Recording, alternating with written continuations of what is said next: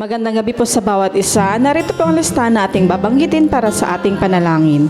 Pastora Stella Jeronimo, Pastor Ted Ribo and family, Pastor Nael Tongco and family, Pastor Jerry Delagit, Pastor Ron and Sister Leonie, Reynosa family, Pastor June Jeronimo and family, Pastor Samuel Montiagodo, Nana Nemen, Sister Neneng, Sister Blancy, Baby Muding Mijares and family, Sister Judith, Brother Chris and Brother NC, Sister Jenaline Katrina, Concept and Kyle Valiente, Marinas family, Sister Christina and Sister Jessica Misuan, Sister Edna and Sister Abigail Marquez, Boatis and Bartolome family, Nanay Yoli and family, Pastor Larry and Sister Glenda Pagtillas, Carizo family, Brother Ronald Benaventura and family, Sister Raquel Benaventura, Brother Jojo, Sister Marivic and Sister Neche Jiran, Sister Trisha, Trixie and Tristan Larisma, Sister Isang Constantino, Cabalas family, Brother Gerald de la Cruz, Brother Rod, Sister Anna and Sister Praise de los Santos,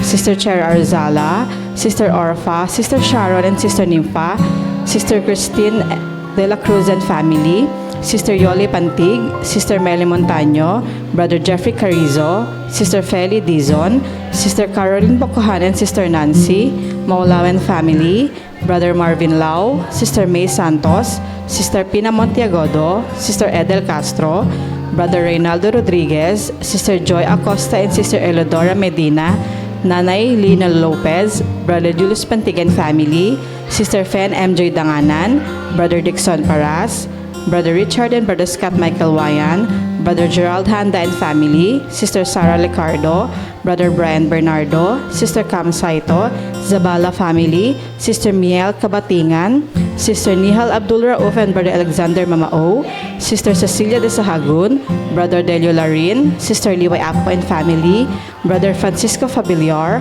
Brother Sam Benisano, Sister Baby Orsabi and Sister Belen, Brother Jerry Lazaro and family, Sister Zea Callejo, Brother Vic Gutierrez and family, Brother Francisco Senon, Baby Gavin Manzulim, Sister Lani Ramos, Sister Janet Abuel, Sister Hilary Ann Abuel, Baby Julian Chris Alfante, Sister Crescencia Ramos Rico, Nanay Gloria, Pastor Hener Ado, Brother Richard Elima, Brother Michael Tailo, Brother Ishmael and Brother Joaquin Ong, Baby Penelope Jane Leoncio, Brother Juanito Ramos, Sister Joanne May Ragosante, Brother Paul Anthony Gutierrez and family, Sister Filomena Tugade, Sister Agang Cruz, Sister Madeline Napalang, Sister Mary Beth Balahadia, Brother Leo Garcia, Sister Julia Micaela Domingaño, Brother Jonathan Binuya, Sister Susan Lopez, Attorney Carlos Borja Jr., Sister Aida Cruz de Leon,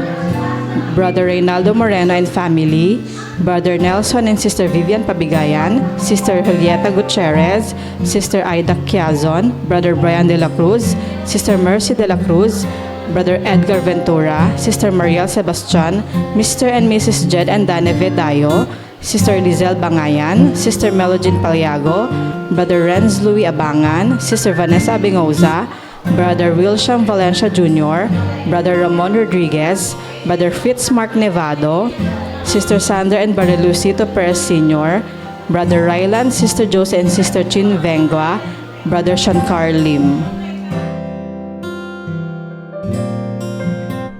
Magandang gabi po sa inyo mga minamahal kong mga kapatid ko po sa Iglesia ng Piel, at gayon din po sa inyo mga kapatid ko sa Iglesia ng Pasong Tamo.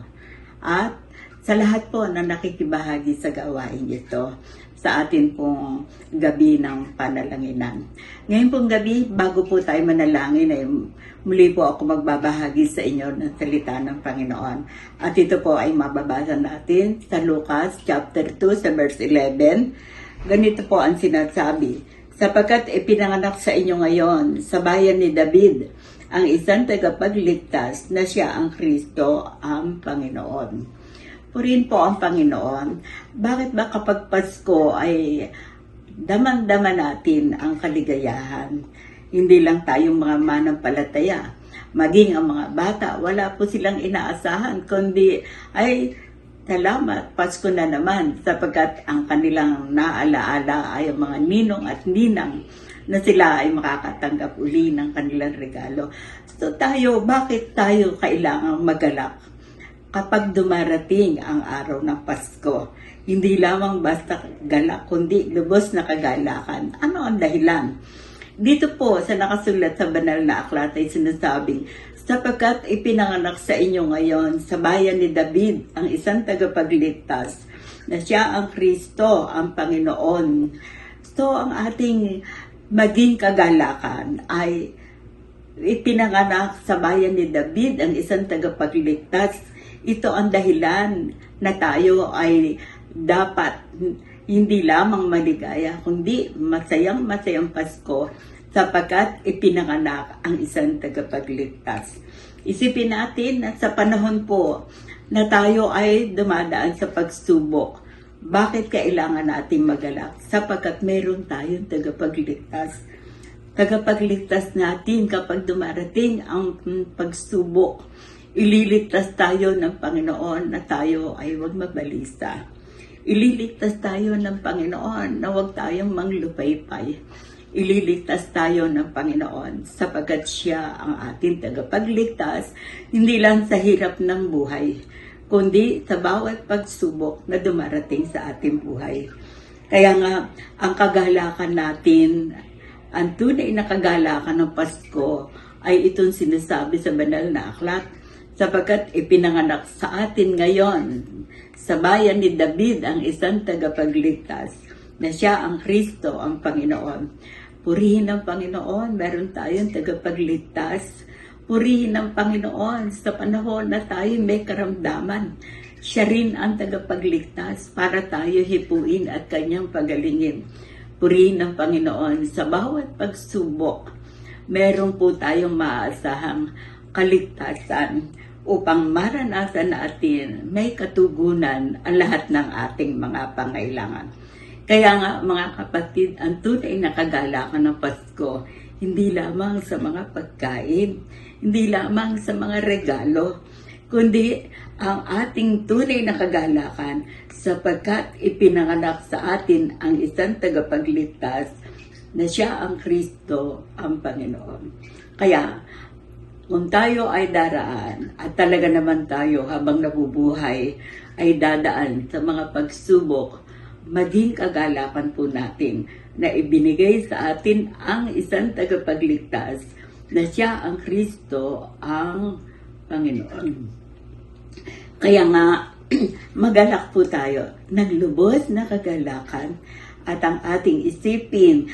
Kaya masaya ang Pasko sapagkat ipinanganak sa atin ang isang tagapagligtas na siya ang Kristo, ang Panginoon. Isipin natin na mayroon tayong tagapagligtas. Isipin natin may Kristo na Panginoon na ang ibig sabihin ay meron tayong Kristong makapangyarihan na anuman ang ating dinaraanan, mayroon pong katugunan ang lahat ng ating mga pangailangan. Kaya tayong mga manampalataya, hindi lamang isang maligaya, kundi maligayang Pasko ang ating nararanasan sapagkat ipinagkaloob sa atin ang isang tagapagligtas. Purihin po ang Panginoon at tayo po ay magpatuloy sa ating panalahinan. Kaya nga tayo nananalangin sapagkat may tagapagligtas sa mga karamdaman, may tagapagligtas sa anumang mga kapahamakan, may tagapagligtas sa lahat ng pagsubok na darating sa ating buhay. Tayo po ay manalangin. Panginoon, nagpapasalamat po ako sapagkat ang tunay na kagalakan ng Pasko ay ipinanganak sa amin ang isang tagapagligtas, ang Kristo na aming Panginoon. Ang Kristo na siyang sasagot sa lahat ng aming mga pangailangan. Ang Kristo na naglalaan ng katugunan sa mga panalangin namin. Ang Kristo na nagmamalasakit sa amin.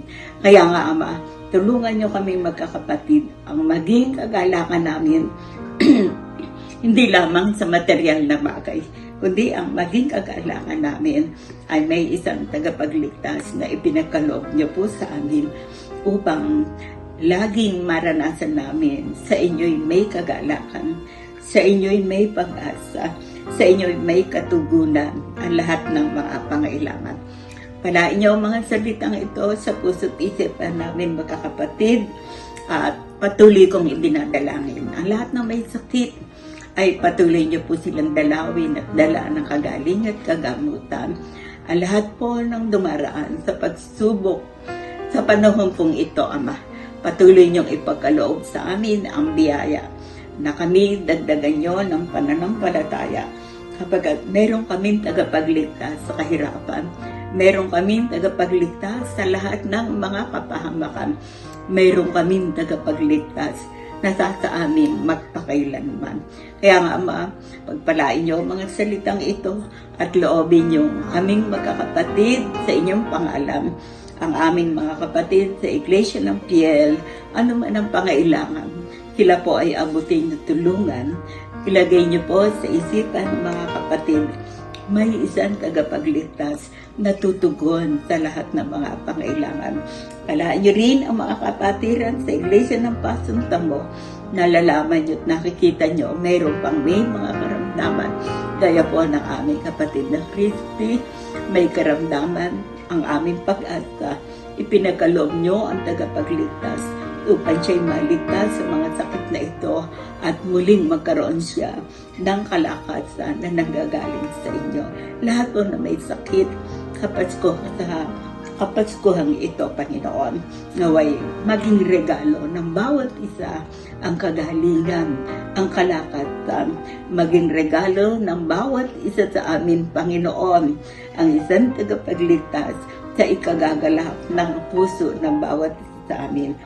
Mabigyan niyo po ito ng bisat kapangyarihan upang kaming magkakapatid ay magkaroon ng isang espiritu, magalak kami sa Kapaskuhan sapagkat ipinanganak niyo sa bawat isa sa amin ang isang tagapagligtas, ang Kristo na aming Panginoon.